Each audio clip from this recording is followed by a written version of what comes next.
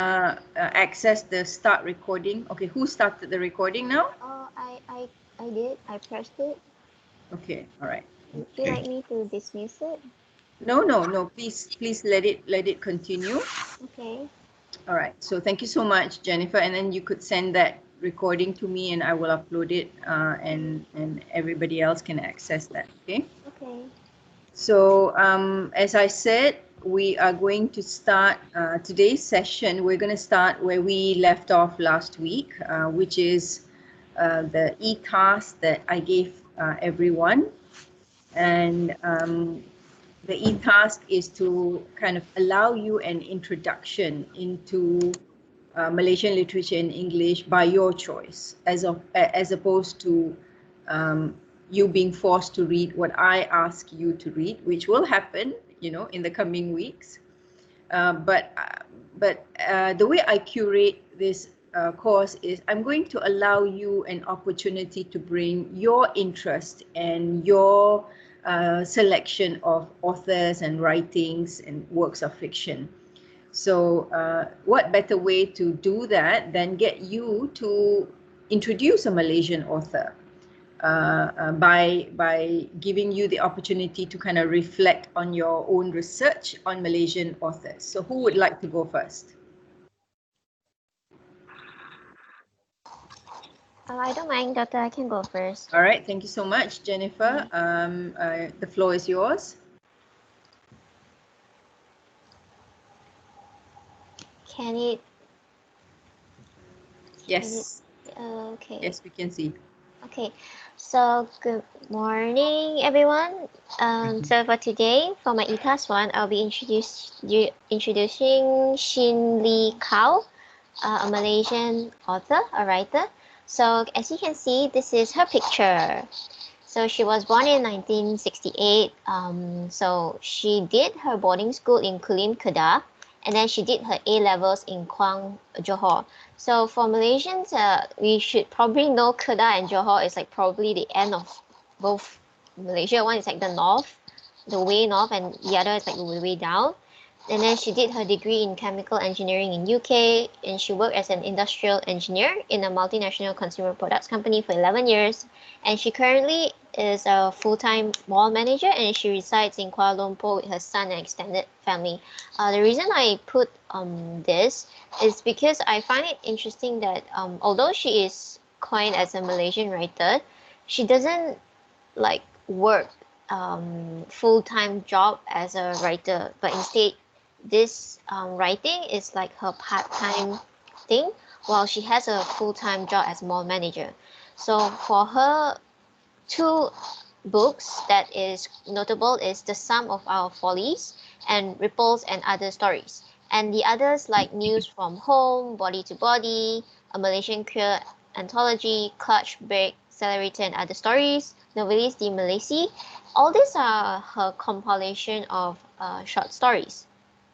So some newspaper and articles that I could find about her is Ripples and Other Short Stories was nominated for the Commonwealth Writer Prize in the first book category and shortlisted for the 2009 Frank O'Connor International Short Story Award. And then last November, meaning, sorry, I didn't change properly, it's actually 2007, Coast The Sum of Our Folly won France Pic du Premier Roman Entrée, sorry if I pronounce it wrongly. It's literally the first novel award in the foreign category. So technically, for this book, it was able to be nominated. And in 2007, Cole's story were published in a collection called News from Home, together with those by Chua Kok-yi and Rumanais Abu Bakar. So all three titles were released in Malaysia under the Silverfish Books. The French edition of The Sum of Our Follies, translated by Frederic Clare and published by Zuma, came out in 2018. Preceding it, it was an Italian edition, for which rights was sold in 2014. A contract for a German translation is being finalized. So another interesting thing that I would like to add on about The Sum of Our Folly, although it was translated by Frederic Clare, he is actually handicapped, meaning he's a blind translator. So how they actually managed to translate this was through Frederick's wife as well. So the three of them really connected, and there was a little things that why some of in the context in the Sum of Our Follies, Cole did mention that the eggshells that our grandmother used, they were actually sunbathe it, like make it dry outside instead of throwing it away. So it was these little things that they found it interesting and while translating it. So the second article was about the Sum of Our Follies. It was set in a fictional small town in Malaysia. Revolves around two newcomers to the town. It was first published in English in 2014. The Sum of Our Follies is so it gained public interest, especially foreigners. It's because the issues such as race, change, development, the fear of losing our identity due to modernization, as quoted, all this appear in some form of another in many places around the world. So it's not just relatable in the Malaysian context, but to everyone as well. So how I knew her is through this book, Ripples and Other Stories. So I managed to find a paper by Hamid 2012 that looks at Ripples, this book particular, and other author. So what he stated was that Ripples and Other Story illustrates how ethnic communities in Malaysia have interpolated, and reworked the concept of multiculturalism and cultural nationalism. Second is, this concept becomes less rhetorical and more appropriating the layperson's attempt at understanding and forming his or her identity as a series of negotiations with those sanctioned by the state. So this is what I got, and I would like to add on my idea about Ripple. When I read this short story, especially by her, it kind of like the first thing that struck my mind is what makes the purpose of one's life. And in that few pages, it actually brings out the issue of masculinity, like what makes a man, like what he has to do at coming to the role of being a breadwinner, husband, father, and perhaps as a man in general, as an individual in society. But it also touched on a little bit of femininity, like the role of women. And then when she was writing all this, I was actually able to visualize and picture what the protagonist is doing, because I can actually see this happening in my hometown. Like all those uncles in my communities, like they have their morning breakfast, they'll be drinking coffee, they'll be chit-chatting, smoking with their friends. And I find it interesting that her protagonist is a male, and so she offers the male perspective. Because what I realized, perhaps I haven't read enough, is that usually if the author is female, the protagonist is usually female. While it's male, the author is male, the protagonist is male. So I find it kind of interesting for me. I didn't realize at first, so it's like, oh. And then another thing is, although the book Ripples and Other Story, the title is that, Ripple isn't the first story that it was stated. Rather, it was like the 18th story out of the 24 short stories available. So this is the reference, and yep, that's it from me. Thank you very much. Thank you. How do I stop? How do I stop? Have I stopped presenting or Yeah, we'll stop. Okay, thank you. Thank you, dear. Doctor, I can't hear you. Can you show us slide number 4? Okay, hold on. Yeah, could you go back to it and Okay, share content, slide number 4. This one?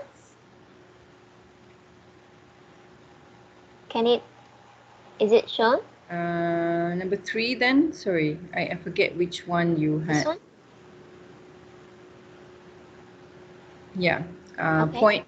Can you just put it on presentation mode? Okay.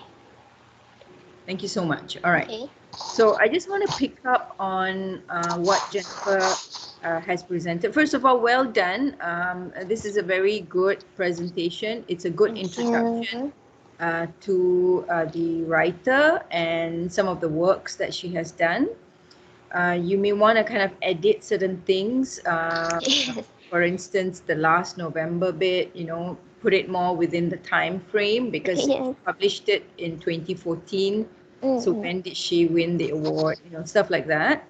Okay. And the thing that I want to draw everybody's attention to in this particular slide, which will help with our discussion today, is what are some of the issues that this particular novel, The Sum of Our Follies, by this Malaysian writer, what are some of the issues that appears to color the representation of the narrative?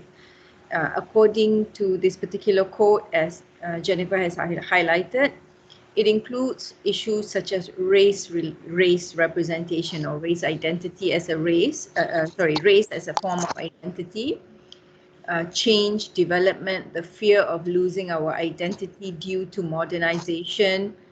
And these issues appear to transcend cultural, geographical boundaries. That means the fact that this particular work of literature has now been translated into other languages and is being read by people from other localities, you know, not just Malaysians, but outside Malaysia as well, goes to show how relevant Malaysian writing is to the world at large.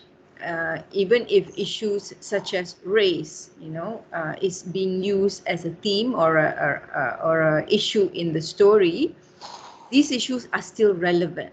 So what I would like to draw your attention to is this particular point, and help you realize that, you know, the writer may look foreign, may have a foreign name compared to yourself, for instance, or may represent a story that appears foreign to you, but when you strip all the differences at the core, the issue is still something that we can all gravitate towards. We can all understand, we can all empathize, we can all relate to. You know, so that's the thing that I just wanted to draw your attention to. So thank you so much, Jennifer. Okay, who would like to go next? Doctor, I want to go next. Yes, Alice, please. Okay.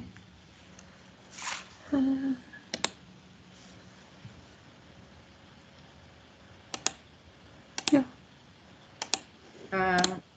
Can you see my slide? Not yet. Not yet.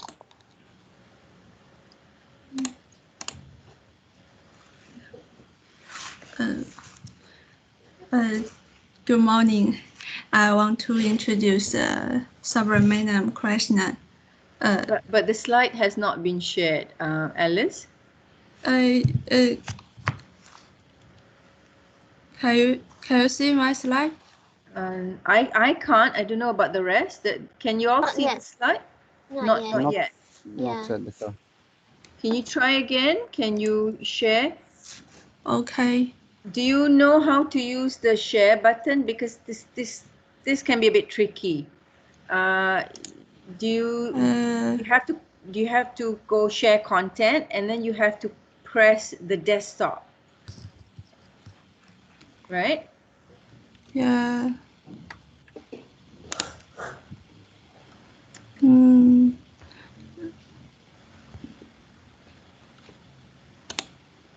Can you see now? Yes. Yes. Yeah. Yes. That's okay. Oh gosh. Yes, now it's coming up because I thought it was just mine. Yeah, cool. Okay, nice. I want to introduce Subramaniam Krishnan because we are reading his novel The Return, and I think it's maybe better for us to read the novel after we know more about the writer. He is popularly known as K.S. Menon, was an Indian Malaysian academic and novelist. He is one of the major writers born and living in Malaysia, but of Indian origin and Orange Tamil and writing in English. He died on February 19, 2020 of cancer of the bile duct at the University Malaya Medical Center in Kuala Lumpur. And this is a photo of him. He was born orange and from a poor family. His father was a laundry of a hospital, and to feed his family, also had to work in a rubber plantation near Badung, a small town in the north of Malaysia. Sorry, doctor. Is there any question? The picture didn't show. Did the rest see it? The slide didn't change. I mean, it's still on the first slide. Yeah, it's still on the first slide.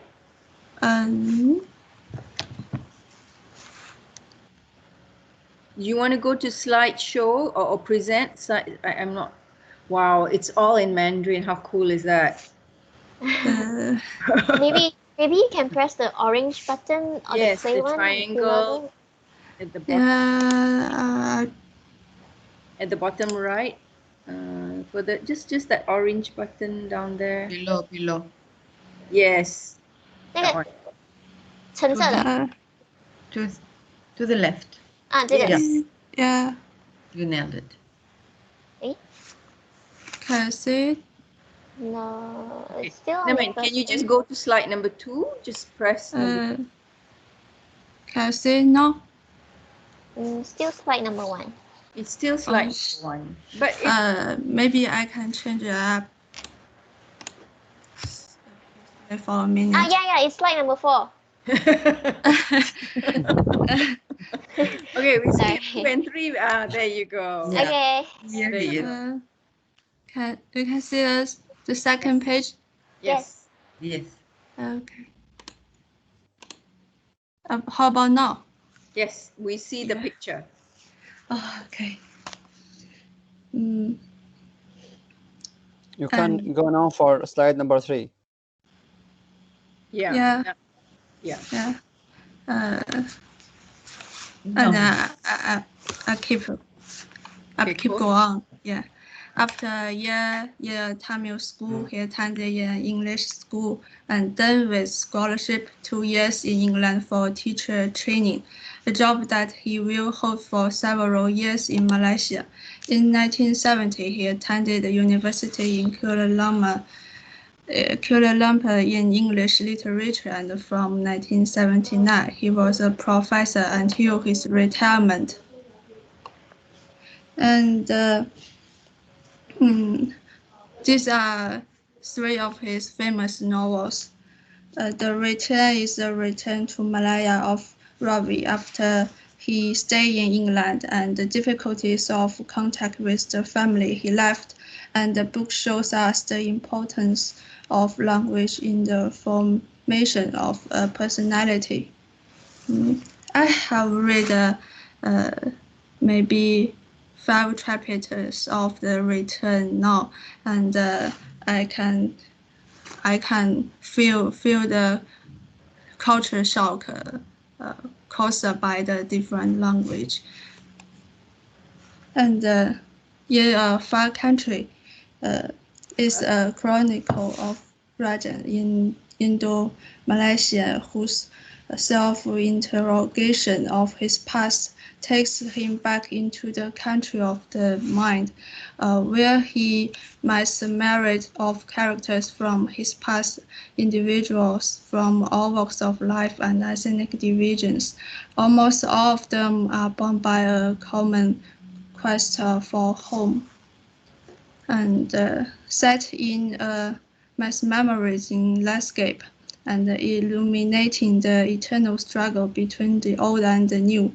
Between Lives reveals to us a journey of self-reflection and the hope of recovering what is lost forever to humanity.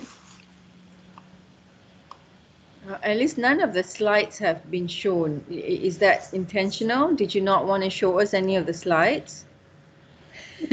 Because we're still at slide number 2. I'm just curious, because if you don't want to show the rest of the slide, yeah, there you go. Yeah. Can I just keep this and you can see the slide? If Sure. I made the whole screen and I think you can't see the slide. Okay, Ken. Yeah. My name had been writing from his early teens. His stories have appeared in numerous journals around the world. He won the first prize for the love law stories from Malaysia in the New Straits Times Madonna short story contest, and Hunting the Tiger contemporary stories from Malaysia in the New Straits Times shell contest. And these are some of his other works. Manem was also highly respected in theatre circles and was one of the members of local performing arts Orpheus Fine Arts Center. His original plays, The Court, The Stampede, Remances, and The Skin Trilogy, are regarded as important contributions to the Malaysian performing arts canon. And as an academic, he worked in the English department of University Malaya as a lecturer from 1980 to 1985 and associate professor 1986 to 1987. In 2000, Manem became the inaugural recipient of Indian Raja Award for outstanding contribution to the literature of the South Asian diaspora. And I think he has regarded his writing and academic work as a long life career and has always been happy to do so. Thank you. That's all.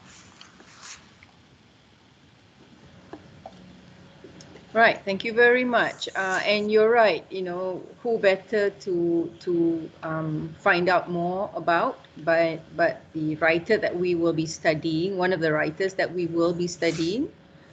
So thank you very much. So the introduction that you have given will be very useful, especially in the coming weeks when we start to examine closely his novel, his first novel, The Return.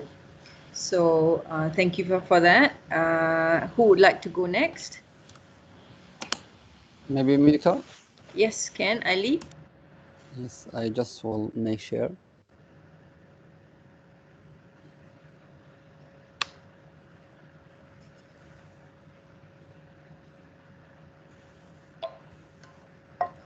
Is my slide clear now, Doctor? No. It's not coming. It's coming now? Thank you for listening. You're starting to thank us, but yeah, okay.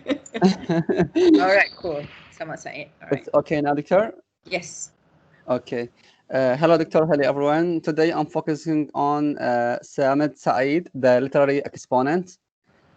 So this picture is for this author, Asmat Saeed. So at the beginning, I like to refer for the biography of this author. Abdul Samad bin Muhammad Saeed was born in 8 February in 1932 in Kampong, Blimling, Dalama, Dorain, Tangle, Malacca. His earlier study was at Kota Raja Malay School, Singapore. After he continued his study at Victoria Institution, then he accomplished his aim by passing the senior Cambridge certificate examination at 1956. Oh my God. In the beginning, he worked as a clerk in the Singapore General Hospital. However, his career as a writer started in Fikiran Rakyat newspaper in Kuala Lumpur. Sorry. He published his article in many newspapers, such as Otosan Zaman newspaper, and also New Straits Times, and Warta Tibura publication that was under his leadership. Then his published literary works such as novels, satire, and poetry. Then here I'm focusing on his published works. So one of Samid Said techniques is inserting himself as a in his novels. That is why he is known as Hilmi Asa Domari Jamil, Kilan Manager Mazarand Shamsher. One of his famous novels is Salina, which describes a story of prostitution who suffered from war in her childhood. In this novel, the writer contemplates the consequences of war and how the poverty invaded the Malaysian society before independence. Then the novel that you wrote, The Morning Post, recounts the story of journalists who no longer able to cope with the environment of the changed techniques in his field after war. The novels involves with history, politics, and war. Then here the picture show the achievement that Samid did. Samid Said poem, The Dead Crow, was included in the Malaysian curriculum of literature studies from 2000 to 2009. Said won many awards for his literary works. So these are the awards that Said won through his life. The first one is Bijuwan Sastra in 1976, and also CAA Wright Award in 1979, and Sastrawan Negara in 1985, and also he got the award that is Sastrawan and Nasturana in 1999. And also Said also participated in policy and has his own point of view in his activity. Then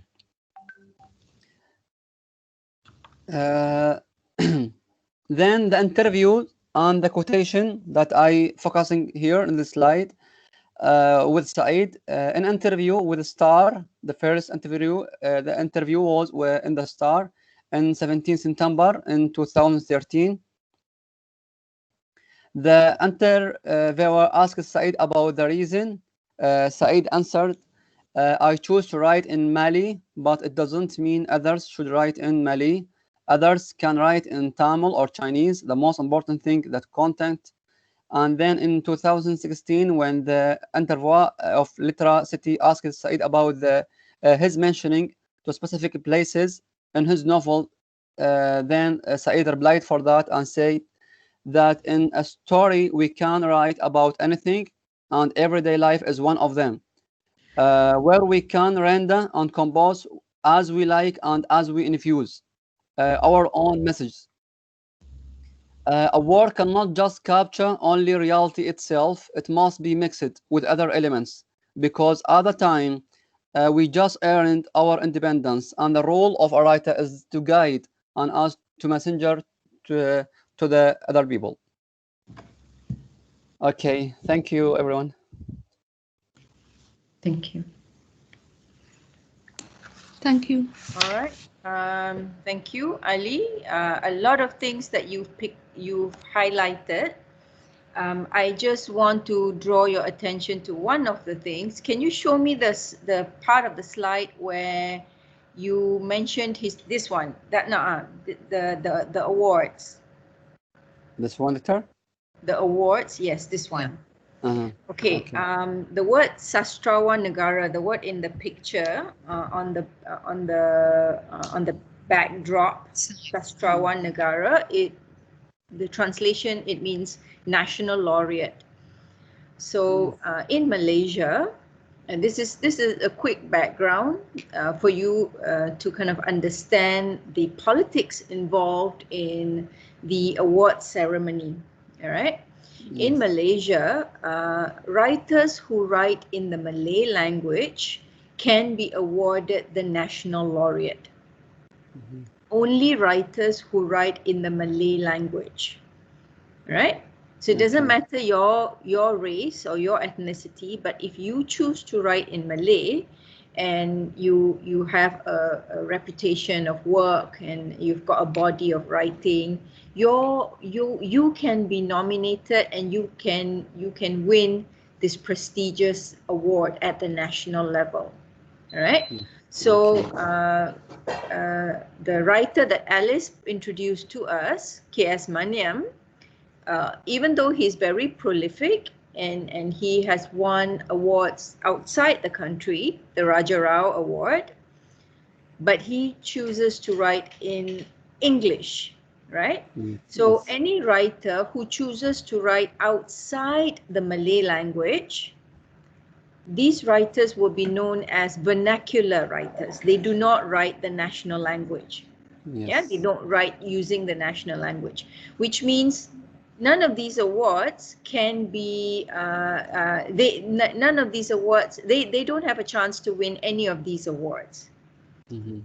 Right, so that's Yeah. the first thing that we need to kind of distinguish between the writer that Alice introduced us as well as the writer that Jennifer introduced us, the two writers who choose to write in English, and this particular writer, Sama Said. As much as he's very well known, reputable, it's good to know the context of these writings. Okay, thank you so much. Huda, did you also want to talk about Sama Said? Because last week No, you said, yeah. Yes, doctor. No, I choose KS Maniam as okay, Alice. Sorry. all right, cool. Would Because you I like to found go next? so many articles, sorry, doctor, so many articles about him, but in Malay. That's why I didn't choose him. Sure. Yeah, Would you like to go next? if you don't mind. Okay. I sent my presentation just in case I can't, illustrate it here. So it is on in our group. I send it to the group. In the WhatsApp group? Yes, doctor.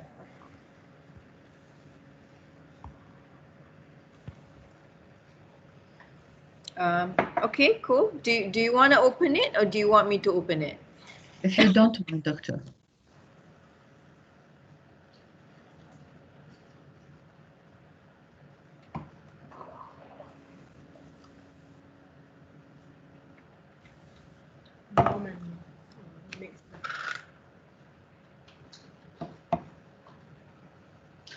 Okay. It's opening now. All right.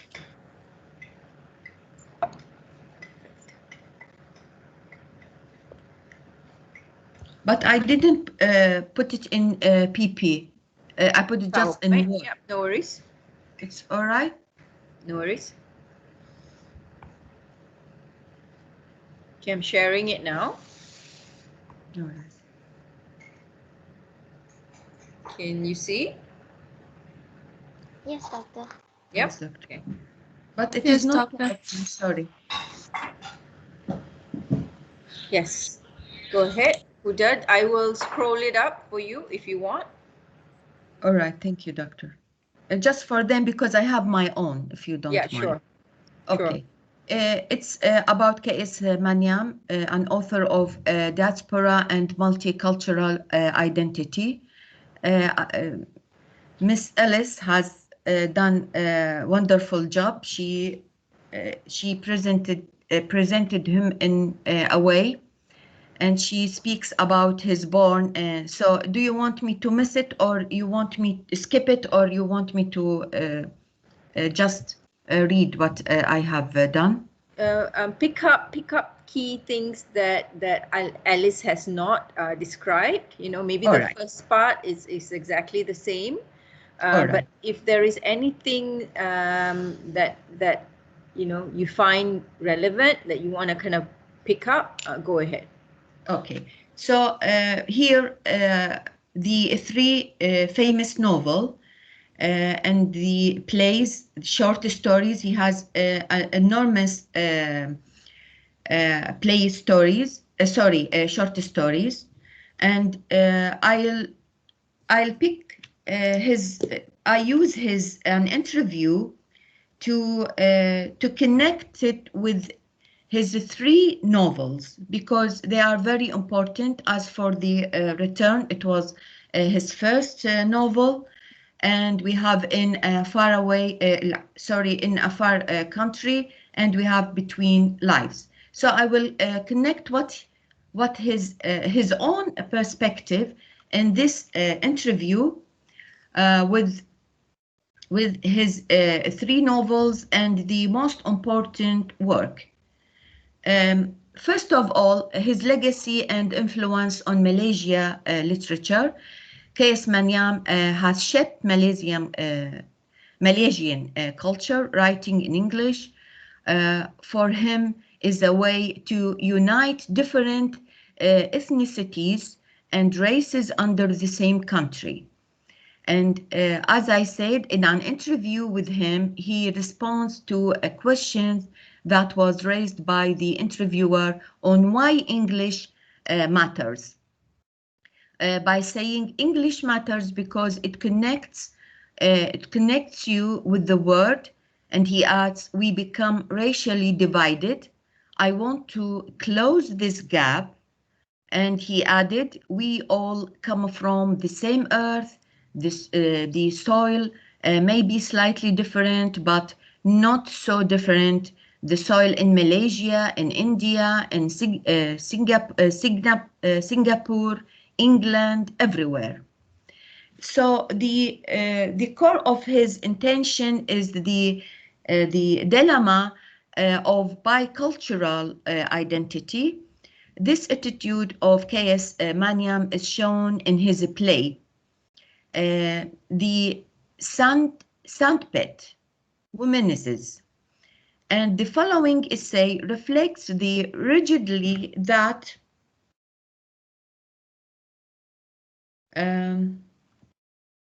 that is profoundly rooted in Malaysian multicultural society. We have, he said in the article, it said, most Malaysians live in tension between the fluid culture spaces of their lived reality and the rigid, narrowly defined culture spaces allowed them by public policy and display. Maniam embodies the tension between these two cultural spaces through the characters of Santha, who lives within the prescribed cultural border. We can say that she was contained with these limitations. As for Sumathi, who feels the constraint of borders and pushes against them, she was, on the contrary, resisting those restrictions. So finally, Maniam suggests that the only solution, tentative at the best, is to find some new space where these apparently opposing views can come together, which means that individuals have to coexist, be tolerant with these both perspectives. In the mentioned interview, he said, what makes us Malaysian? You have to catch the spirit from where, for me, that spirit can be found in the flag. The tiger, I have written a whole story called Hunting the Tiger. And he adds, they have to discard whatever ones have to in himself to be one with that spirit, neglect their concentration on own culture and radical tradition and embrace the wider and more profound aspects that unites Malaysian.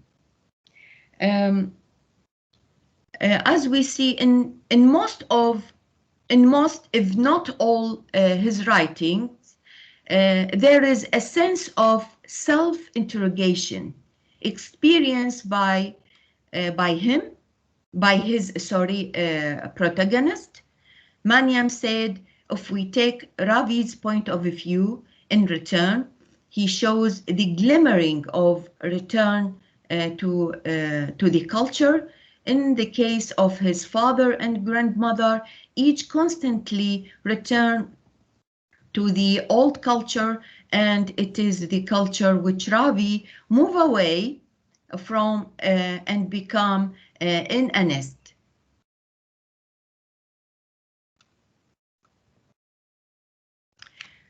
The last thing I want to add about his novel, Between Lives, it's a journey of self-reflection and the hope of recovering what is lost forever to humanity. As for a conclusion, Doctor, I can say that especially for his two novels, Return and In Faraway Country, the protagonists seek in their long journey self-interrogation. They want to find their roots, and as they are Indian, they weren't Malay, and we have here he by adopting a core motivation and by embracing and accepting a deeper and more profound sense instead of emphasizing on their own cultural, racial tradition. He means minority has to be and live in harmony with the country that they spend or even born on its soil. And we have, this is the references, and thank you for listening. All right, thank you very much. I want to pick up two things from this presentation. Right. The first is the issue of English. In this Yeah. quote that Huda has identified, how Maniam argues for why English matters. Now, for those of you who are not aware of this, within the Malaysian context, language has always been a very contentious issue in the country. Because of the multicultural landscape of this country, there are many languages being spoken in this country, not just the three main languages of Malay, Tamil, as well as the various vernaculars of Chinese. You know, you've got Cantonese, you've got Hokkien, you've got, of course, Mandarin, you've got Hakka, and you've got various vernaculars of the Indian language. You've got Tamil, you've got Malayalam, you've got Telugu, you've got various languages, right? And that's only in the peninsula. Let's very quickly have a look at, you know, whilst we're at it, let's very quickly have a look at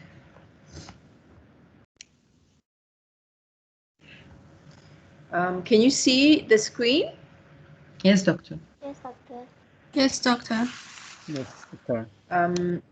So for those of you who have traveled to Malaysia, and for those of you who are in Malaysia, this is not anything to be surprised about. But so this is Malaysia. We've got the peninsula, right? And we've got two other states across the straits, across the south, across the China Sea. You've got Sarawak, and then you've got Sabah. You've got these two states, okay? Now, each of these main states and the other states in Peninsula, each one contains people of various cultural background. In the two states in the West, Malaysia, we have many ethnic minorities. You've got various tribes, you've got various indigenous populations in both of these states. Then in Malaysia, in Peninsular Malaysia, the Peninsula, we have predominantly three main population: the Malay, the Chinese, the Indians. On top of which we also have indigenous population. So, cultural diversity, linguistic diversity colors our way of life, right? So back to what Huda was talking about, why does English matter in this context? English is a colonial language. English is the language of the colonialist.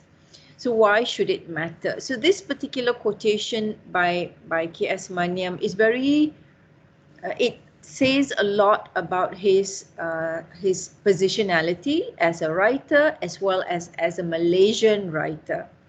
So when he says English matters because it connects you with the world, there is a kind of representation that he wants to put out, right? He wants to connect not just with his fellow Malaysian, but he also wants to connect to the outside world. So there is that element that you need to take into consideration. And I think this theme is very clear in many of his works, many of his writings, as you will see in The Return, when we read and study The Return. Now, the second quotation, which also says a lot about him as a writer, is the way he views the cultural diversity. So I've just given you a kind of a very quick representation of cultural diversity in Malaysia. And how does he summarize that tension? He talks about it. Most Malaysians live in tension between the fluid cultural space of their lived reality and the rigid, narrowly defined cultural spaces allowed them by public policy. So we'll talk more about that today's class as well as next week's class. This contestation, this challenging tension between what we know, everyday people and what they live, and what the authorities are dictating, what the authorities are stating as this is what Malaysian identity is about, this is what the national culture is about. So there is a kind of a tension. We'll talk more in the article that I have shared with you in the WhatsApp as well as in today's session.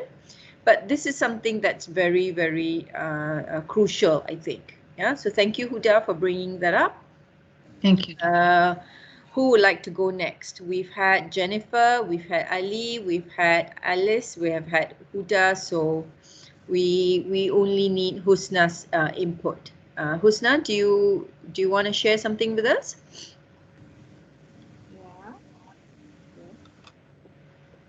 Yeah. So I press the open share screen. Yes. Can? Application. Then you will have to select desktop. Yeah, it's coming up. Good job. Yeah. So I'm gonna talk about Shahidul Ahmad, who was the national laureate. He was also a professor at University Science Malaysia in Penang, and he was a member of the parliament from the year 1999 to the year 2004.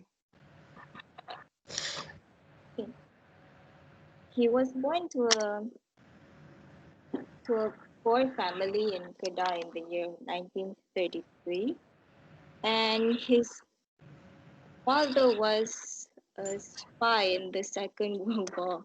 So because of his service, he he had a chance to study at Maktab Sultan Abdul Hamid in Alustar, and after graduation, he proceeded to teach at the Grammar English School in Kuala Terengganu after he graduated. So he stopped teaching for a couple of years to serve in the army, but he continued teaching in various other schools until the year 1967. And in the year afterwards, he moved to Australia to pursue his education, and he got a bachelor's degree. After he got his degree, he started to teach at Maktab Perguruan Sultan Idris until he was offered a position as a lecturer. So, a few of his notable works that were translated into English were Rendong, Serengeng, and Ranjau Sepanjang Jalan. Ranjau Sepanjang Jalan was so popular that it became the compulsory reading for the Form 6 literature for a few years, and it was also adapted into a film twice, once in 1983 and another one was in 1994 by a Cambodian film called Rice People. He was awarded a few rewards like the Literary Prize of Malaysia in 1973 and the Champion of Literature Award in 1976 and the Order of Loyalty, and he was awarded the title Dato in 1980. Afterwards, he proceeded to be awarded with the title National Laureate in 1982 and the Asian Literary Prize in 1990s and a Master Literary Award in 2010 and 2011. What? Can everyone hear me? Yes. Okay. So, what I found interesting about him is that three of his is that he made social commentaries, I think, in like politically and things like that. Because one of the books or novel, it was something that I found interesting was that he published some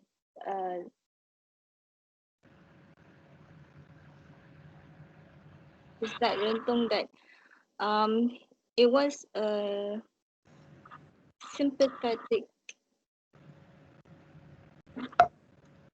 the setting, yeah, is that of the rural folks that he showed that they were impoverished, but they showed the honest way of living and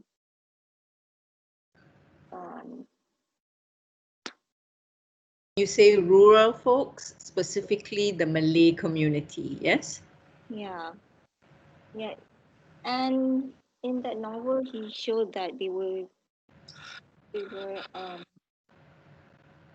I'm sorry, I'm really bad at this kind of thing. He was what?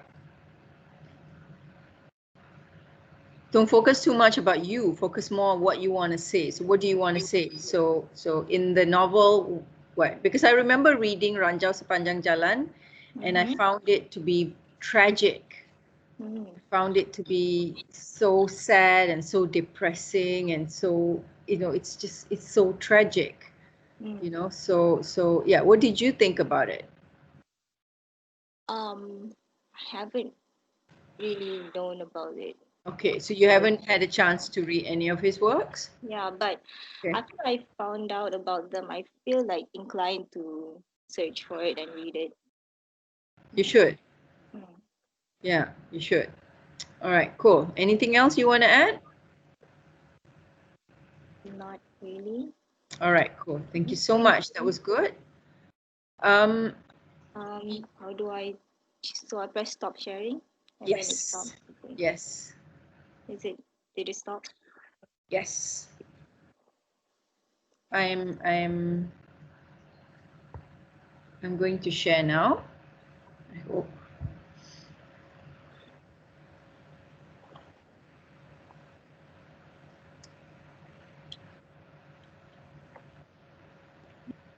So based on everyone's session, the presentation that everybody has given. So thank you so much for that. One of the things that I want to draw your attention to is these three issues. Can you all see it? Yes, doctor. Yeah. All right. Cool. Yes. So Here. the first question to ask is, like whenever you're engaging with anything, you always have to kind of develop the ability to ask critical questions, right? So the first question to ask is, what influences the author? What kind of what influences the author? Is it his aspects of history? Is it a particular experience? Is experiences that they went through at the personal level, a family level, a community level? What kind of things influences the author, right? Is it the things that they read? So we're basically asking ourselves, what's the author's horizon of expectation? Last week we talked about you, the reader, and your horizon of expectation. So this week, we're looking at the author and we're asking, like Jennifer's choice. Actually, she is a trained engineer. So her training, and then she became the kind of jobs that she took. How did that influence her writing? K.S. Maniam, Shannon Ahmad were they became university lecturers. So they were teaching literature themselves, and maybe creative writing also. So that should also color their writing, their own creative works.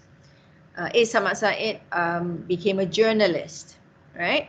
So he had a kind of a very social motivation in the way he wrote, because he's writing to report, he's writing to capture what's happening to the nation, back to the nation.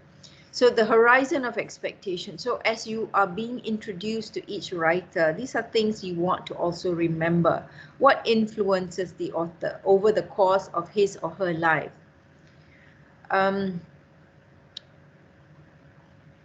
Oh, sorry, this one is the same, isn't it? So number 2, what language should the writer write in? This is, you may ask yourself this question and you may think, isn't that the choice of the writer? But there was a time in Malaysian history, we'll talk more about that in a minute. There was a time in Malaysian history where the language became so politicized that some writers choose to switch from the English to Malay.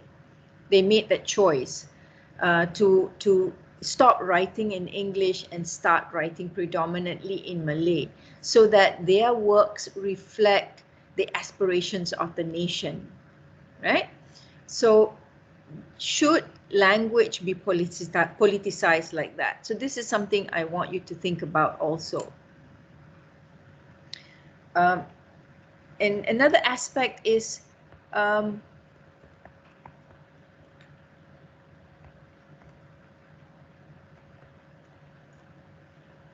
what's the role of culture? What's the role of ethnicity? What's the role of race, you know, in the writer's writing. If a writer is a member of a particular community, be it Malay or Chinese or Indian, would the writer's writing reflect that community's race and cultural sensibility, or would it reflect Malaysia? So this is something you want to kind of consider as well, right? So we had hello? Any questions so far? Any questions so far? No, Doctor, is everything okay? All right. So I'm going to introduce you to a few writers myself. And I want you to ask yourself, what stands out in this particular quotation? So this is one such writer, a poet rather. He's also a national laureate, Sastrawan Negara, formerly a professor of literary studies in UKM, in our university, and then after retirement, he went to USM. He taught there for a while. He has since retired. Professor Muhammad Haji Saleh. Okay, I just want you to spend a couple of minutes to read this excerpt. This is an actual direct quotation about that he said. I want you to look at this and ask yourself, what matters to him as a writer? What appears to be important to him? Okay, so take a couple of minutes, read it, and then I want to hear your thoughts.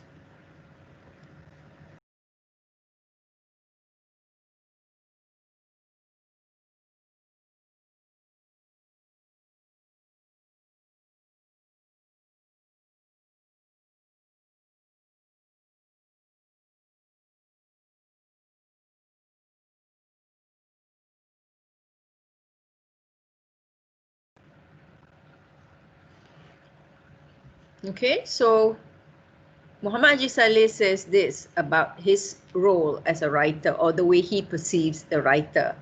The traditional concept of the Malaysian poet is he is a member of society, even an elder writing for that society. He has a function and sometimes a mission. So it is not a free-for-all and a no-holds-barred affair. In such a situation, one does not try to talk too much of oneself, as there are other important things to talk about.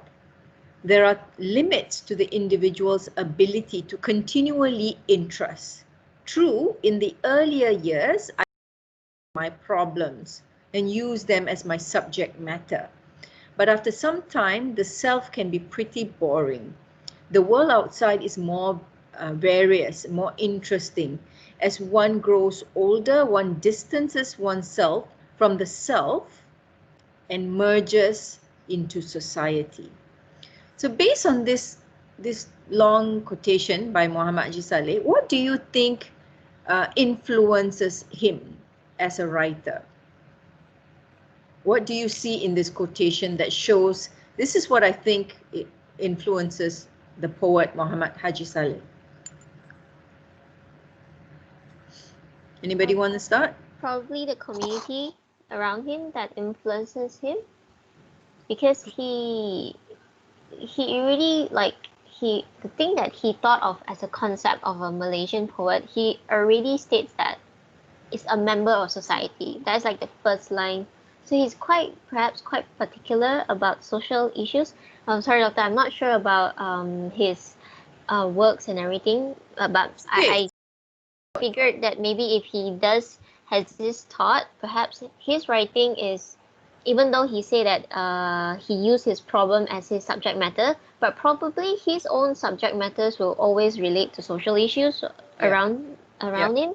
Yeah. So I think he somehow is like a bit like A. Samad Said, like in the sense where they both preach for the society. Because I remember A. Samad Said's The Dead Crow. I think I learned that it was about environment stuff, so it's still about the society. So yeah.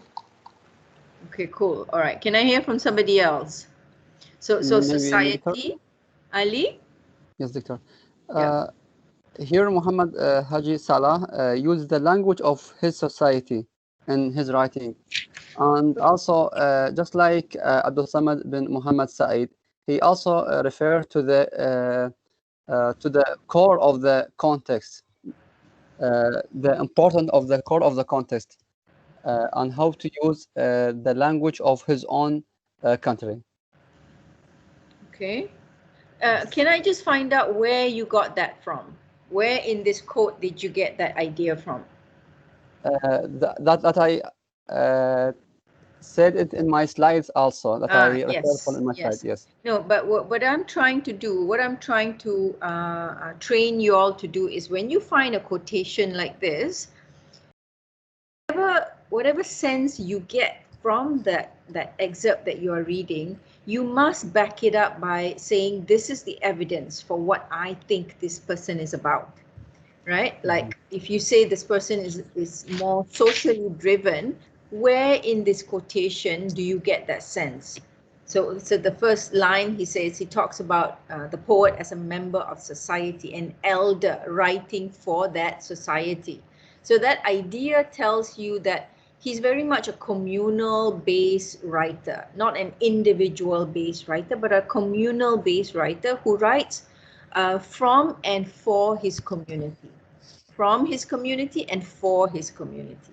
You know, so whatever we want to make, whenever we want to make a reference to this particular writer based on the things that he says, you must be able to support your argument based on certain keywords that he has used. Otherwise, it comes across as hearsay. So was there something in this quote that gives you a sense of, this is what I think Muhammad Haji Saleh is about?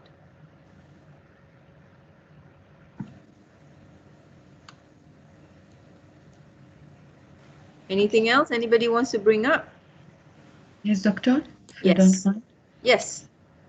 Okay. I think he wants to say that individual or person has to get rid of his personal issues and affairs and merge or melt himself with his society. He has not. It is not necessarily to isolated himself from his society and community. Everyone has his own issues and matters, but the society is he has to merge himself with his society and community, not to isolate it himself, and that as the last sentences, the word outside is more various, more interesting, and so on, grows older, one distant oneself from the self and merge into society. Yeah. That's what I understand from right. this. Okay. Thank you. Thank you.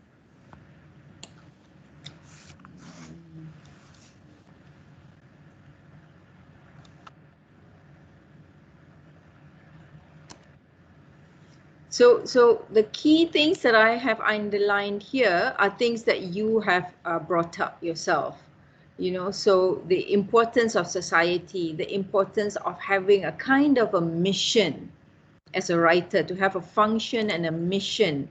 That's something that he seems to focus on, right? And also how, as a writer, the mission and the function must be to go away or move away from the preoccupations of the individual, whatever the problems the individual faces, and move more into the societal concerns, right? So that's the thing that he seems to be focusing on.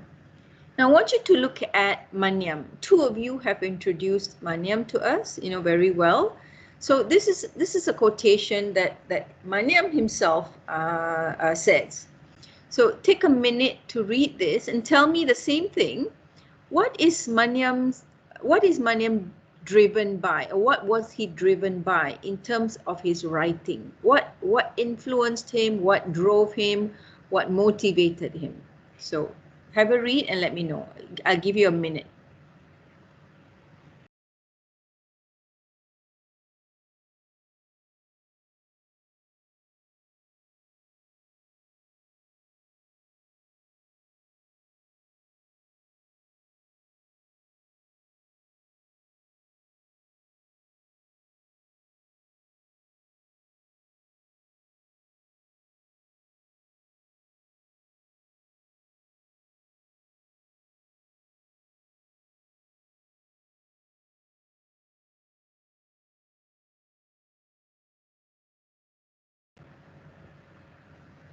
All right. So Maniam says, and I quote, "Fiction is for me the harnessing of all human resources so that the individual, writer or reader can move towards a sense of completeness." I say towards a sense of completeness because life and fiction do not have all the answers.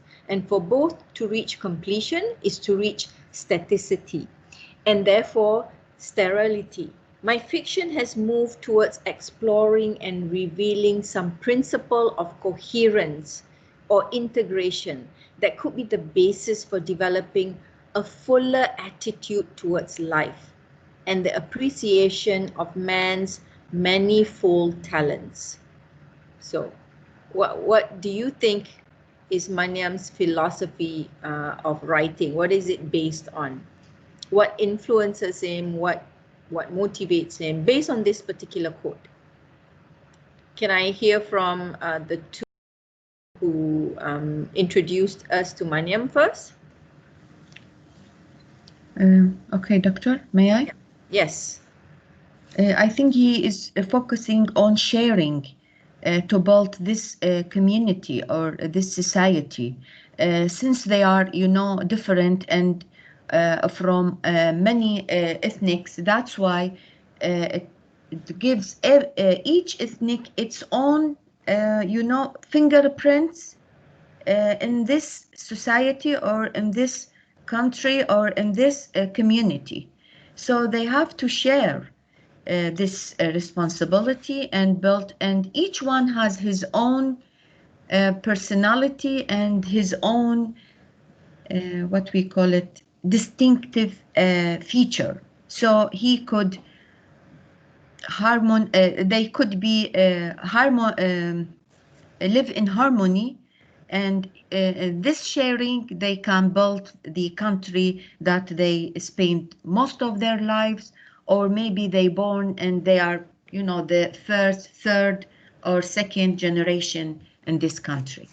Where in this quotation did you get that sense? Because this is a very philosophical quote by Maniam, but he tends to be more philosophical in his essays.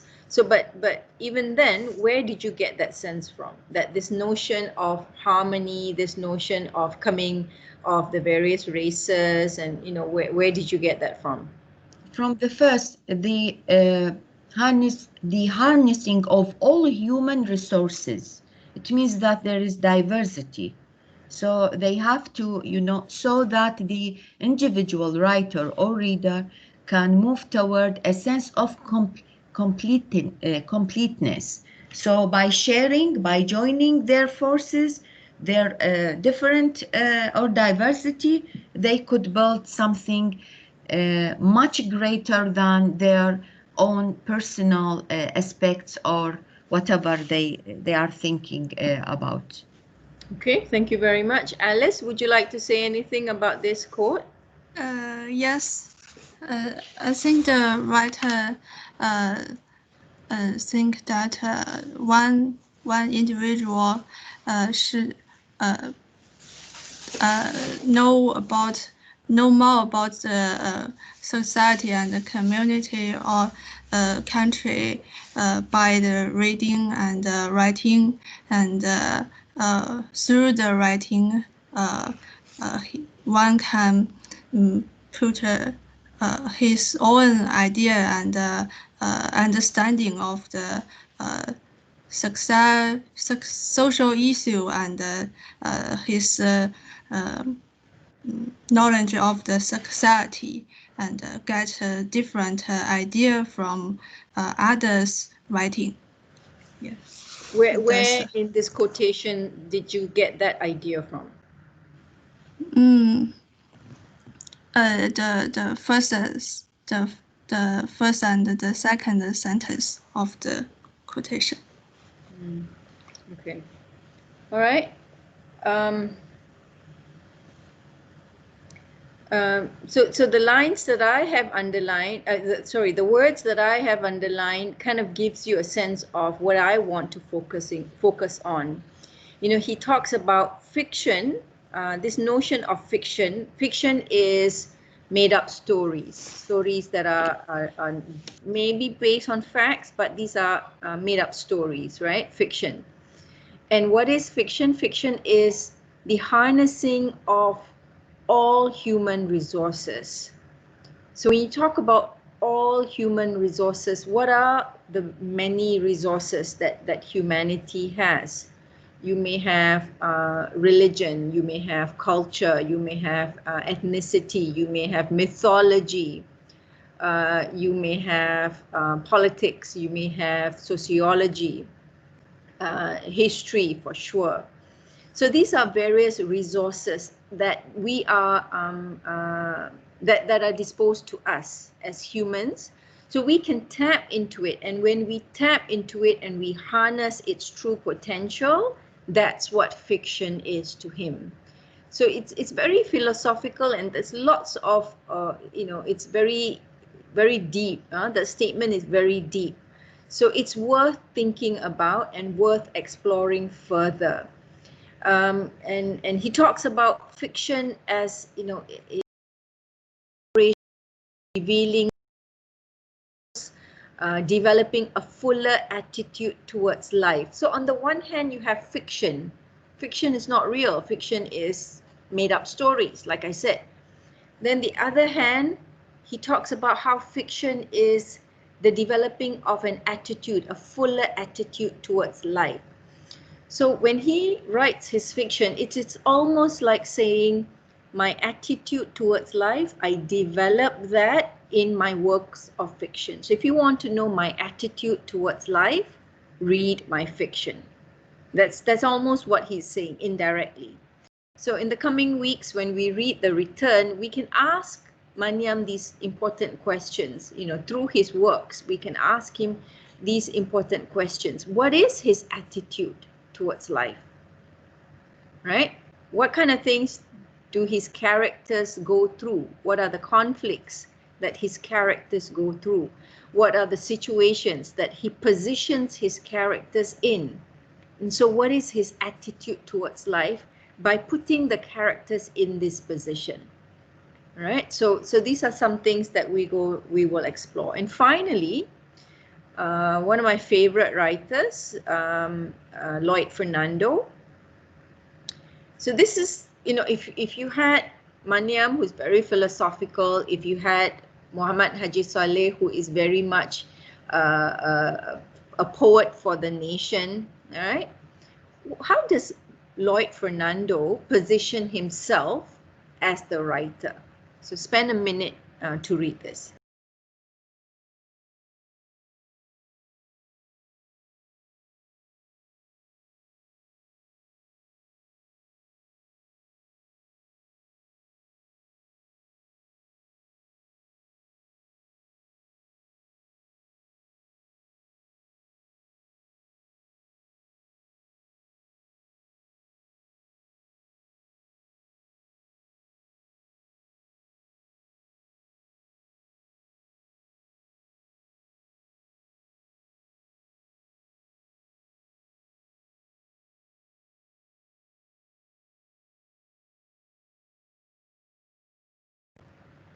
Okay.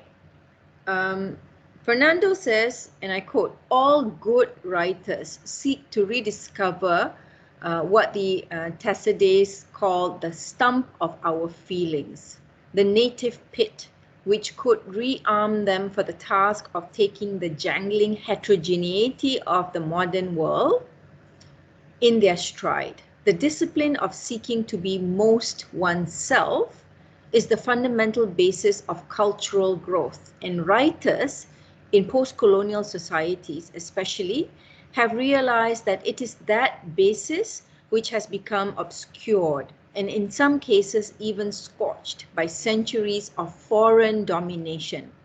The attempt to retrieve the essentials of a native past, far from being retrogressive, is vitally necessary, and the talented writer who sets out to rediscover the strength of his own linguistic heritage puts first things first in wanting to know himself more truly to balance what he knows of others. So what do you think Lloyd Fernando means when he says this? Anybody wants to start? No? What did you get from this quote?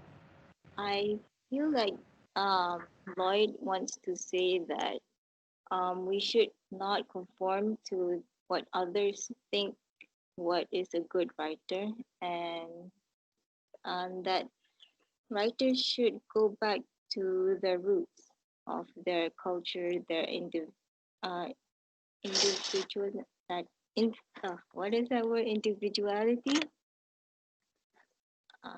Where Husna, good point. Where in this quote did you get that?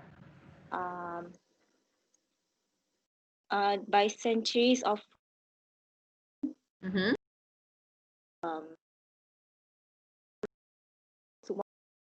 the basis of cultural growth. Okay, thank you. Somebody else? Maybe Ali? Doctor? Ali? Yes, Doctor. Yes, yes. I think that there is a contrasting between what the author have and know and what he know of the others. So he has to make a balance between the two things for his the use of his language and in his writing. So you're picking up on the last sentence, huh? Yes, of course. Okay, Jen, would you like to take your thoughts as well? When I actually okay, it's messed up. The sense of loss, I got it. I got from the text. I think he defines a good writer in a sense where when a writer writes, is usually it comes from yourself, your own self, what you want to write about and everything. So I looked at the part where he said that the post-colonial writers, and writers in the post-colonial society, especially have realized that in is some basis. That means that in line is like the sense of loss is there. They want to write something about themselves, but they couldn't because what is themselves? So, and then until the end, it's kind of like it's vitally necessary and the talented writer who sets out to rediscover this whole paragraph is like if this writer writes, his main task is to find out about himself. At the same time, he helps the society or people around him through his work to know that this is me and this is what I'm doing now. So does this relate to you? If it does, then yay, we're in the same boat. If it doesn't, then yeah, you can add on something like that. Yeah. So the bits that I have underlined are things that I saw as relevant, at least from my perspective. Whatever you have identified, those of you who have shared your thoughts, they are equally relevant, right? So, this idea of a good writer, and this is something I want you to be able to define for yourself, at least within the Malaysian literature and English context. You will be reading some writers that I have identified. Then for your assignment, you get to decide which writers you want to study. So those writers that you choose obviously will be writers who you would consider quote unquote good writer, right? You wouldn't choose a particular writer if you thought the writer or the writing is crap. It's just, this is no fun reading at all. I don't enjoy reading this work, so why study it? So obviously you would choose works of fiction written by writers who you feel are reputable because they get public acknowledgement, but also good because you feel that you can connect to them, to their work, right? So the idea that the good writer does a couple of things. One is to learn more about himself through his craft. So the literary work allows the discipline, as he calls it here, allows the discipline means two things. One is the field of literature. The other is the act itself, how the writer needs to approach it in a very disciplined manner. So the discipline of seeking to be most oneself. if you reflect on this point and ask yourself, when are you most yourself? What would your answer be? Are you currently most yourself? Husna, are you now most yourself? Now, in class right now? I'm not sure. Yeah, I'm quite sure you feel, you know, I get the impression you don't feel most yourself in this current environment, right? Maybe you're most yourself in your own space, in your own room, in your own house, in your own home, all of you, myself included, right? But when we ask ourselves, when are we most ourselves? Are you most yourself in the company of strangers or in the company of your family and loved ones? Very quickly across the board. Alice? I think when I'm in my hometown, I'm most of myself. Huda? You've been in Malaysia for one semester, now you're back in Iraq. When are you most yourself? Here in my country. Sure. Ali? For me, doctor, is all around the world, but just the environment should be relaxed with. So it doesn't matter where, because home is where you feel most relaxed. Yes. Good. Jennifer? Um, probably in my room when either I color or I write. Yeah. So when you're doing something. Yeah, like expressing my thoughts, perhaps. Yep. Okay, we'll end with Husna. Husna, when are you most yourself? I feel like the most oneself is kind of difficult because I feel like how we choose to present ourselves in different settings is different. Like what we need to be and who we are. I feel like it's essentially mixed. So we have many personas that we play, or many roles that we play, and many public personas that we, various personas that we show to the world, Yeah. right? Maybe, good point. So this idea of being most yourself and all the things that the writers have identified, the three Malaysian writers that I have identified. I'm sorry, they are all male writers, but they are from the first and second generation Malaysian writers. So I wanted to kind of identify the canon, the main writers first, but later we will introduce you to a more diverse background. So one of the things I want to raise based on these discussion is this notion of the author defined social reality. How does the author defines his reality? You had Muhammad Haji Saleh, who comes from a very particular background. Then you have K.S. Maniam, and then you have Lloyd Fernando. So each writer's background or social reality will present to you the author's definition of identity or reality or Malaysia, right? So that's something else, that's another context that we kind of like need to take into consideration. Another aspect is that sense of, the function that the author, the Malaysian author, feels that he plays in society. Is there any kind of consensus between the three? You notice that society is an important part of all three writers' positionality, right? But these are all 20th century writers. So, later you may get a chance to read 21st century Malaysian writers. And you can ask yourself, do 21st century writers or the more emerging writers, do they feel like society is an important part of their role, as a writer? Do they feel that this is their responsibility to present their perspective of Malaysian society, or do they in fact show a more individual-centered positionality? So that's something you want to kind of take into consideration as well.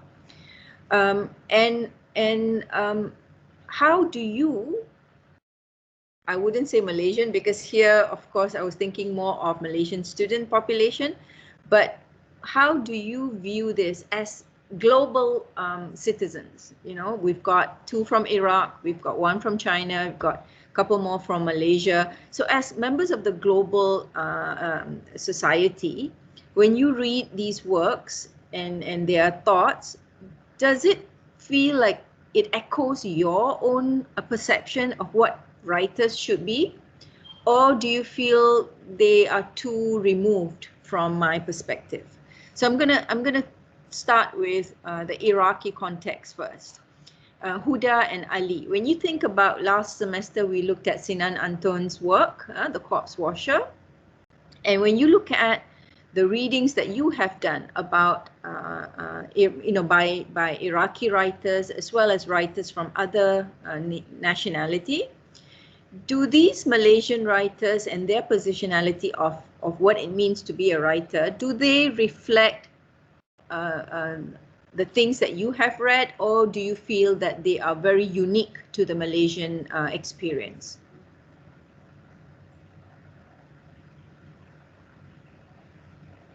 Can I start with Ali first? Yes, doctor. I think that every writer reflect his way in writing, but actually don't represent the right way. Hmm. So in Iraq, just like that we have read in the Corpus Washer, represent some events or refers for some events that is actually exist. Right. Yes, but and sometimes he just want to be unequal with all the text. And this is also just I like write with the others writers, whether it's in Malaysian or American writers. So you feel that some writers, do you feel like some of the things that the writers will represent can be related by people and some are unique? Is that what you're saying? Yes, it should be unique with the Mm. others. Right, right. Okay, thank you. Huda? Okay. Doctor, each writer, every writer has in his fiction or in his work share his own experience, or the suffer, maybe he will share the suffer of others. Mm. So um, um, if it is his own experience, maybe I will feel it if I have going through the same, catastrophe or experience or whatever. Mm. And if it is for society, I think if it is Iraqi society, we suffer the same problem that the writer, mentioned in his, or the message that he want to deliver to me. Maybe a solution, maybe to share it with me, to make it obvious for me. So each one has his own perspective, his own style, his own way in sharing these, or we could disseminate his message.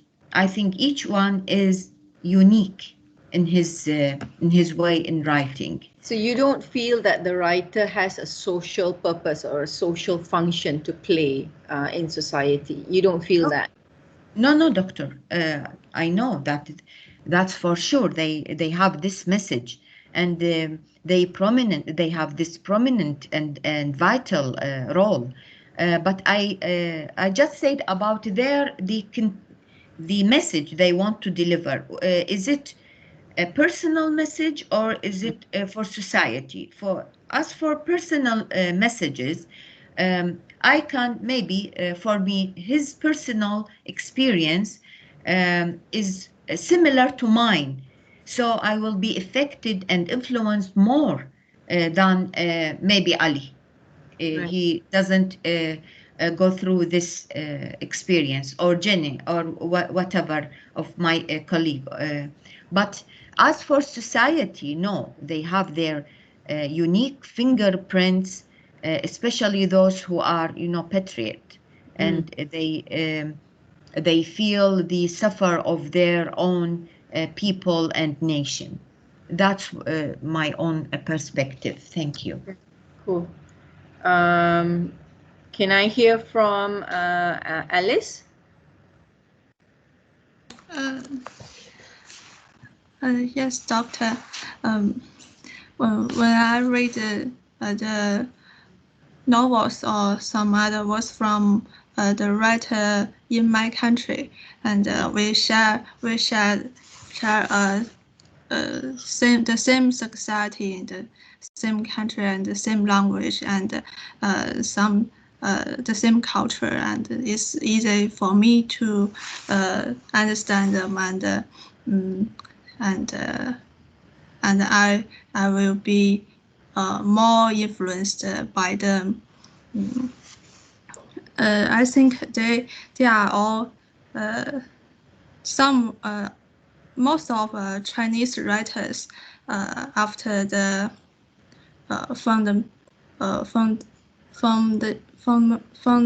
of Republic, the Republic China, they their works reflects more about the history of China and the change of China, and I think it's very close with the society and the country. Okay. Yeah, but when I read read novels by foreign writers, and I think I need more time to search their culture and their language and their society, and it takes more time. Sure. But maybe I cannot fully influenced by them and share the same emotion. It's okay, even if you feel like you end up having a kind of a one perspective only rather than a more comprehensive perspective, that's still okay, because you do have something that you can take away from the course.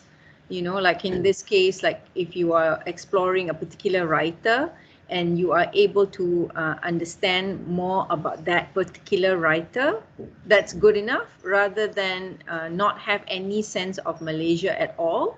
You at least have a sense of Malaysian writing based on that one particular writer's work. So thank you very much. Huda, you've got your hands up. Did you want to say something?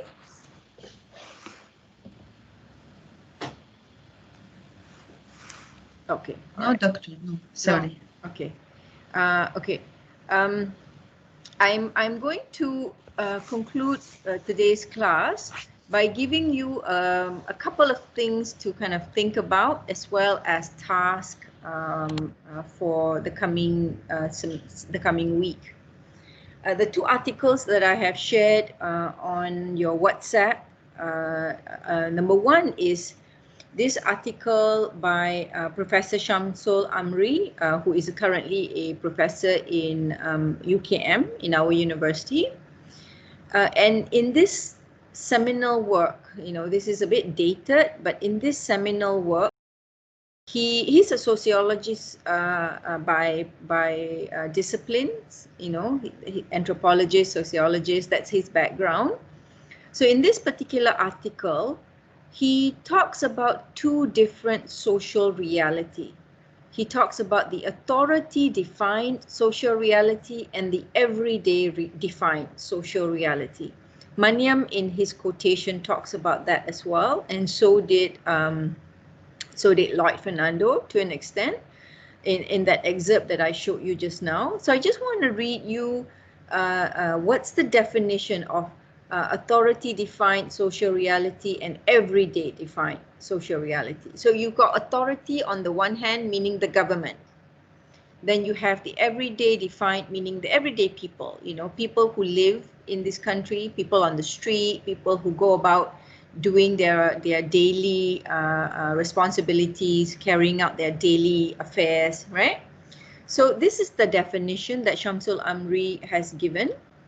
The first one is authority defined. So the authority defined social reality, one which is authoritatively defined by people who are part of the dominant power structure.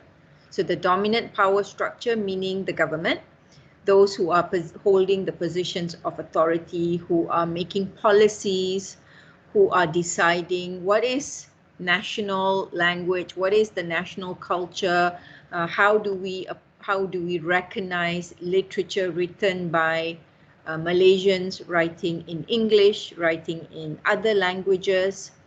Right, we'll talk more about that next week as well. But this is good to know that when we talk about social reality, so the higher spectrum would be the authority and the way they defined social reality. So this idea of harmony, creating this kind of a harmonious environment and this harmonious picture of what Malaysia looks like, both to the outside world as well as to Malaysians themselves. So the authority has their own social reality, right? So for instance, when you think about Malaysian identity, you tend to have kind of the symbols. You've got the Malay, you've got the Chinese, you've got the Indian. So this is a kind of a unified image of what Malaysia is. But the everyday folk, we realize that even this notion of Malay is not monocultural. Even this idea of Indian is not one unique entity. There is diversity there. Even this notion of Chinese is not one, like if I ask Jennifer, does she feel like she is the embodiment of Malaysian Chinese? Jen, you will say what? No. So if I asked Husna, do you feel like you are the embodiment of the Malaysian? Not at all, I think. Not at all. So but if I asked Ali and Huda, do you feel that you are the true embodiment of Iraq? So if do you feel you truly embody everything about Iraq in your personality, in your choices, in the way you speak, in the way you present yourself? Do you embody Iraq?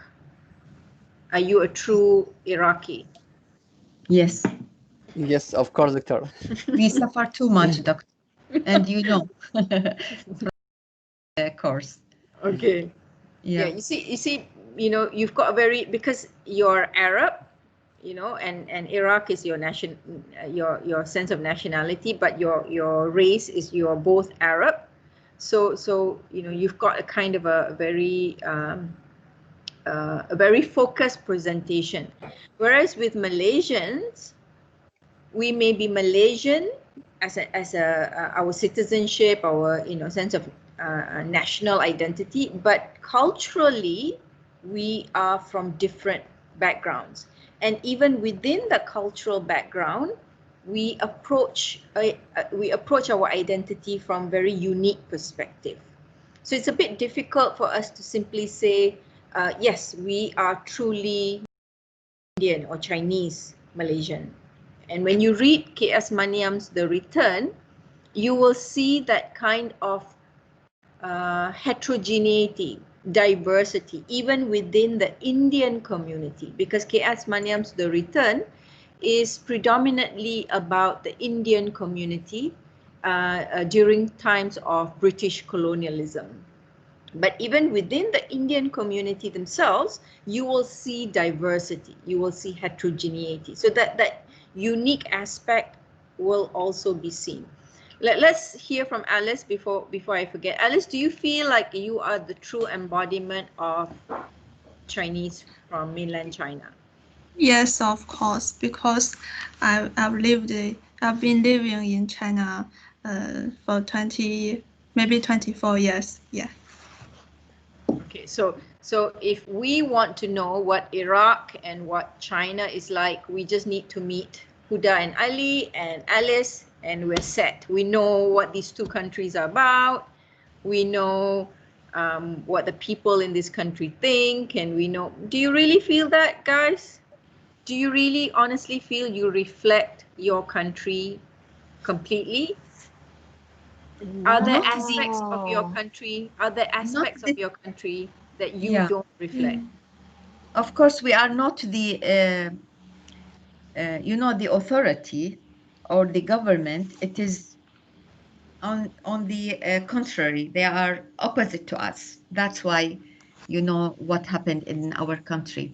But as So, people, yes, yes, so doctor. your reflection of your social reality is not the authority defined, it's the everyday defined.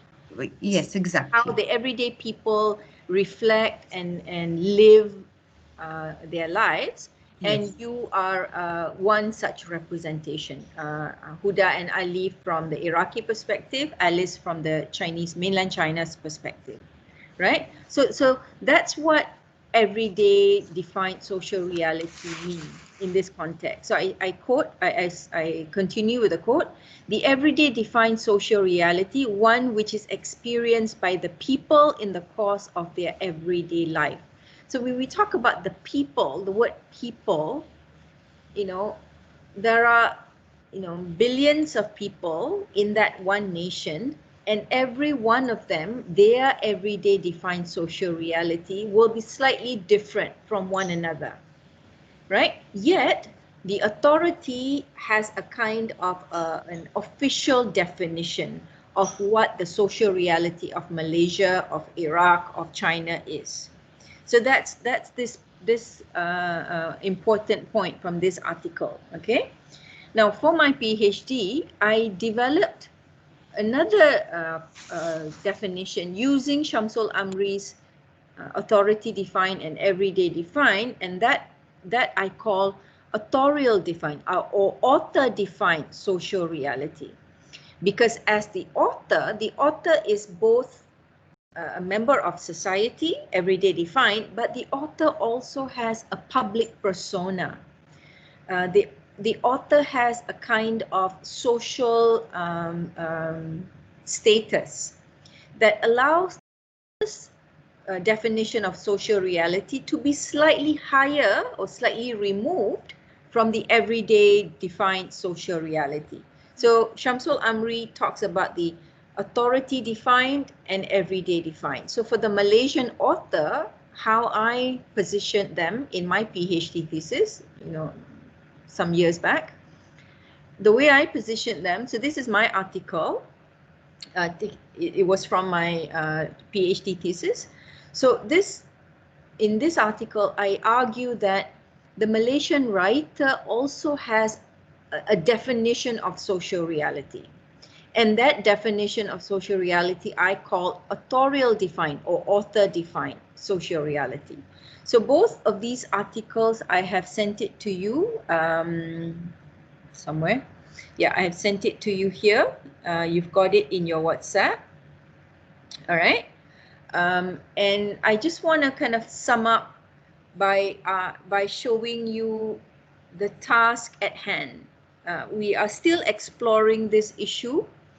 So for next week, your e-task is to identify a particular episode of Malaysian or Malayan history that you found interesting. And the reference that I have given you is from this book.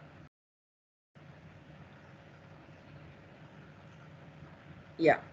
So from this book by Ui Kiat Jin, a historian, a Malaysian historian. The book is Historical Dictionary of Malaysia. I don't expect you to read the 300 plus pages. Don't worry, I'm not going to kill you. But what I would like for you to do is to look at this time frame in the introduction.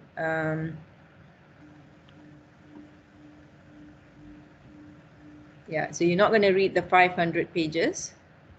You can, you know, for bedtime reading if you want. I'm being cheeky. Okay. If you want, if you can't sleep and you're like, what do I read to help me go to sleep? You might pick up a historical book. I don't know. It will not. It Doctor, will keep me awake. Doctor, I was But wondering for the yeah, task, yes. can I take like something that is memorable for me because of how my grandmother told me the story, and then I'll find it around here and I relate Can, it? can. But Okay. but the point I'm drawing your attention to is I would like you to look at two sources. I've got two sources here. I think do I not have two sources here? Oh, sorry. I will give you two references, but you can also choose any other reference. But this particular one gives you a chronology of like various things that was happening in Malaya and Malaysia from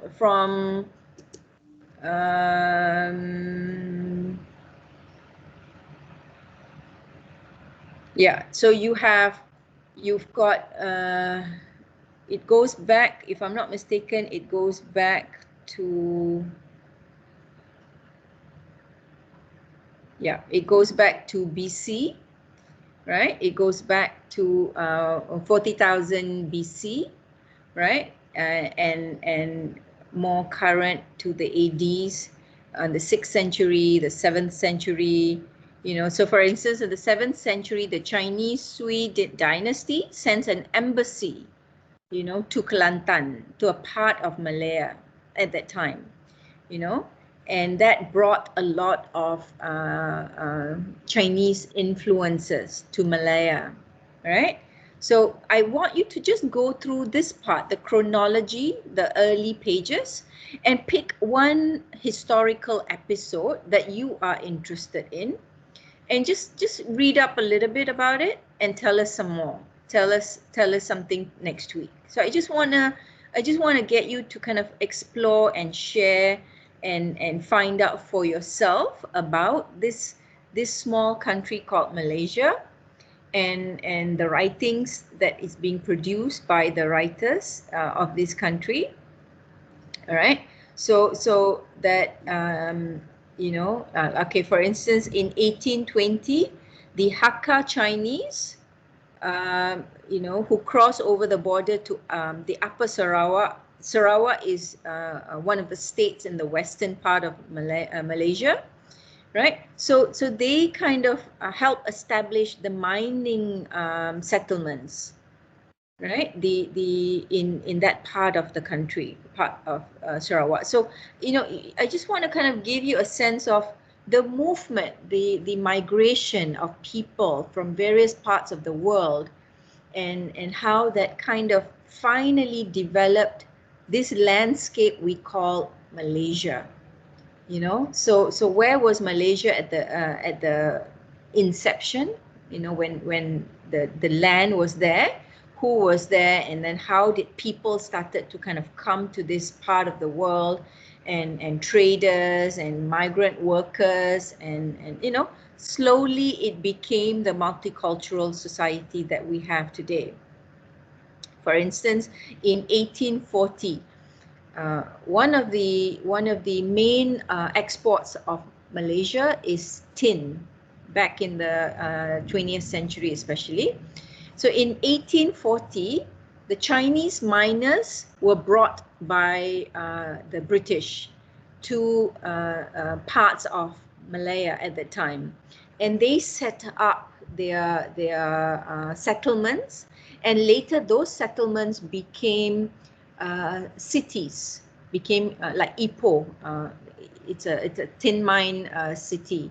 So these cities grew out of the migrant settlements, grew out of the settlements by workers coming from outside Malaya. Okay, and then again in 1910, if I'm not mistaken, two important episodes. One is the coming of the Chinese to help develop the mining community, And the other is the coming of the Indians, this one, 1909 to 1910, the coming of the Indian laborers from India to help develop the rubber estates. And in the return, this is the setting. The rubber estate is the setting for the novel The Return. So The Return, K.S. Maniam talks about growing up in the estates in Malaya. So this was happening in the 1910s, 1920s, thereabouts. So I would like you to kind of just explore this historical timeline, the chronology, right? And look at how that chronology influences the writing produced by the Malaysian writers, or what I call the authorial defined social reality. So the author has a social reality, but the social reality is based on things he experiences personally, but also things that he reads, things that he is exposed to, the education, the historical manuscripts that they read, that also colors their writing. Okay, so the task for next week is very simple. Just choose any any one Malaysian or Malayan history, one episode, and just identify who are the key players of that episode. Who's involved in this episode that help transform this landscape. So for instance, if I was going to choose about the indentured laborers, those who brought the South Indian workers to Malaya, so the key players would be obviously British, the British colonialists, the imperialists. They were the ones who kind of brought in the laborers. And then I would just read up a little bit more and just Google a little bit more and then find out a little bit more. Who are the key players? Okay, is that all right? Yes, Doctor, do we need to write down what we think and upload on folio? Yes, also, because I'm giving you marks. This is your second e-task. You have 5 e-tasks. You've done 1. This is number 2. You will have 3 more, and then you're done with 20% of your e-task assignment. So I'm going to give you the e-task early in the semester. So we'll get that over and done with, and then we'll work on your other assignments. So you just prepare something simple and then upload it. Whatever you prepare, I will teach you how to use that information for your other assignments. Okay, yes, Huda, you put up your hand.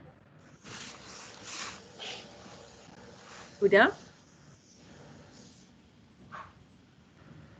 Huda, your mic is muted, yes.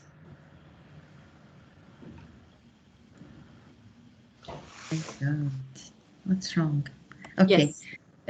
If I take, for example, 1942, the World War One or Two. For example, Salina, it was in this particular period. For example, so if I take this about the World War, I will elaborate. Just elaborate from Google, for example, by Googling, and I elaborate, but I will not connect it with, for example, Salina or whatever. No, you don't have to connect to any literary work. So next week's task, very good question, Huda.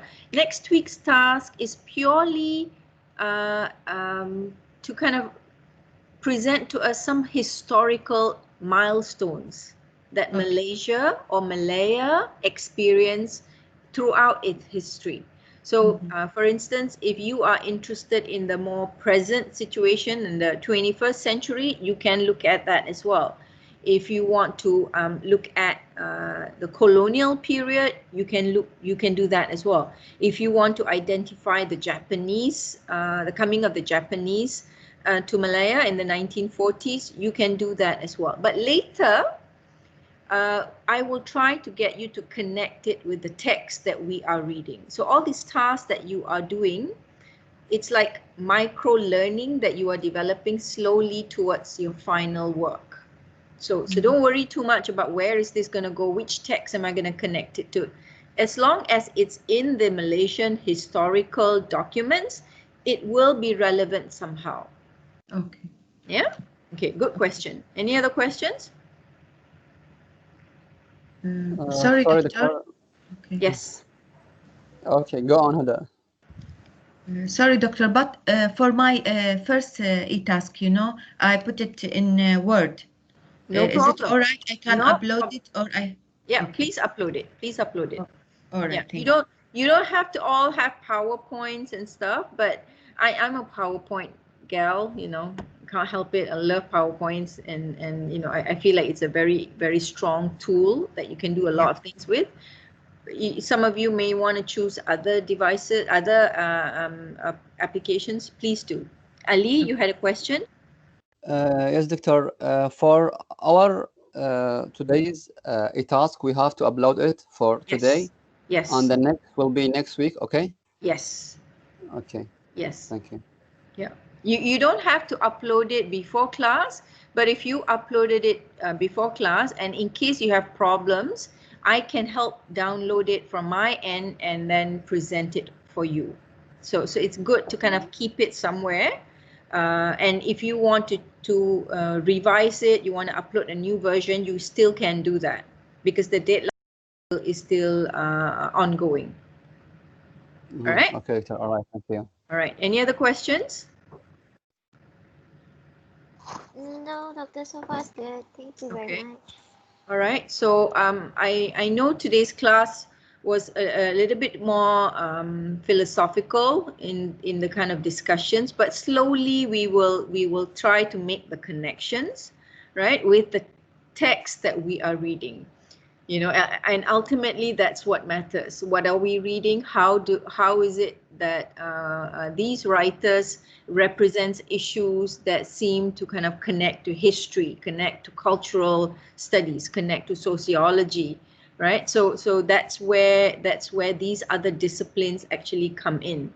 So the author's social reality, the authorial social reality, is made up of both the everyday defined social reality as well as their social reality based on the public persona that they carry, and as well as the things that they are exposed to, based on that public persona. Okay, so I would like to kind of end on that note. Thank you so much for attending today's session.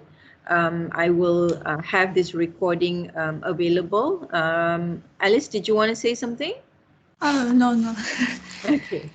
All right, so go and have your lunch. Oh, so next week we will start class at 2 o'clock.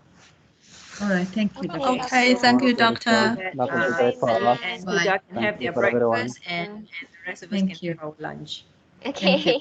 Okay. All right. Thank So thank you you. so much. Enjoy your lunch or your breakfast, and have a good week. And I'll see you next week, inshallah. Okay. Okay, Thank you, thank you, Doctor. doctor. Bye, everybody. Bye bye. See you. Bye.